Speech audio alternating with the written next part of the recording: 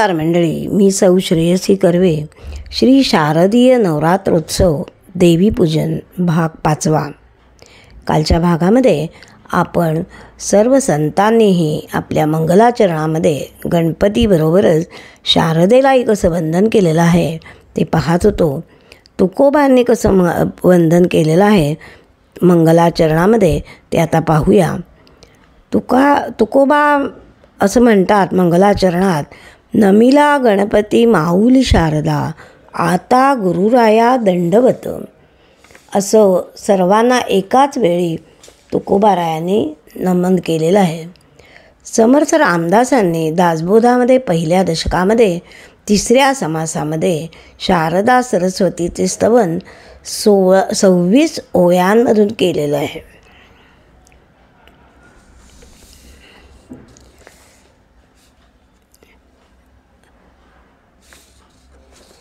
मंडळी, सरस्वती ही विद्या आणि कला यांची देवता. हिला वाक, वाग्देवी, वागीश्वरी, वाणी, शारदा, भारती अशी अन्य नावे आहेत. सरस्वती शब्दाचा अर्थ गतिमती असा आहे. आध्यात्मिक अर्थाने ती निष्क्रिय ब्रह्माचं सक्रिय स्वरूप आहे.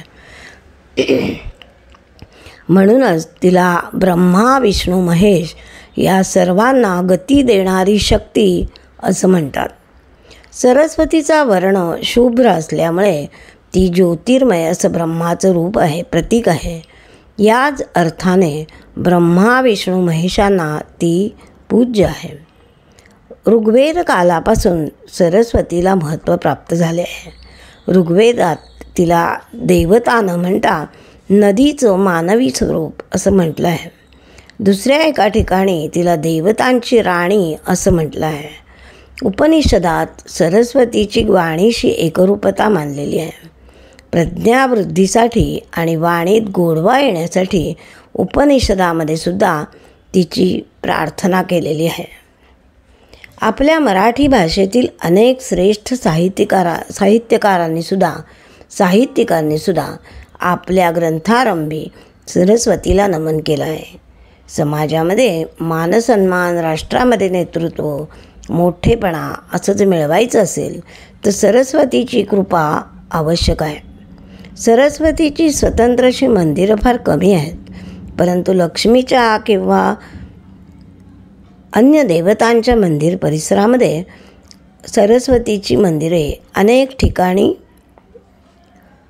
आहेत. कित्येक ठिकाणी महालक्ष्मीच्या मुखवट्याबरोबरच महाकाली आणि महासरस्वतीचे सुद्धा मुखवटे मंदिरामध्ये पूजले जातात. सरस्वतीच्या 4 भुजा या 4 दिशांची प्रतीक आहेत. हे सर्व व्यापित्वाचे लक्षण आहे. तिच्या हातातलं पुस्तक हे ज्ञानप्राप्तीचे साधन असलं तरी आध्यात्मिक अर्थाने ते सर्व ज्ञानमय अशा वेदांचं प्रतीक आहे. तिची वीणा ही स्थूल अर्थाने जीवनसंगीताचं प्रतीक आहे आणि आध्यात्मिक अर्थाने साधकांना सिद्धी आणि निर्वाण देणारी आहे. कमळ हे सृष्टीचं प्रतीक आहे. श्वेतहंस हे सरस्वतीचं वाहन कल्पिलेलं आहे. कधी ती हंसावर बसलेली दिसते तर कधी हंस तिच्या मागेही असतो. मंडळी, पुराणात कुठे सरस्वतीला ब्रह्मदेवाची पत्नी तर कुठे त्याची कन्या म्हटलं आहे. काही ठिकाणी तिला विष्णूची पत्नीही म्हटलेलं आहे. तिथे पुष्टी या नावाने तिला संबोधतात.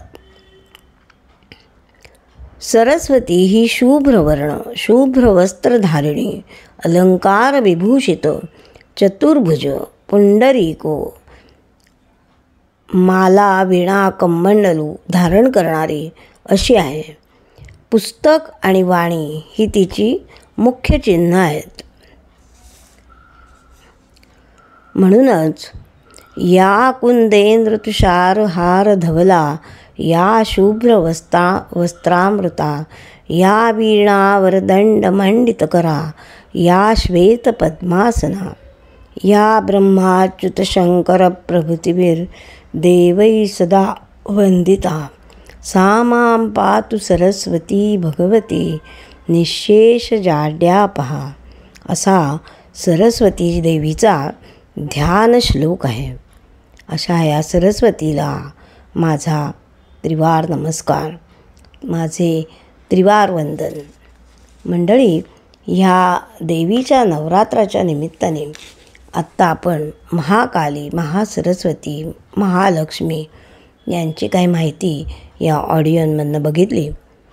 पण देवीचं नवरात्र म्हटलं की पहिलं आठवतं ते देवीचं स्तुती करणारं असं हे श्री सूक्त.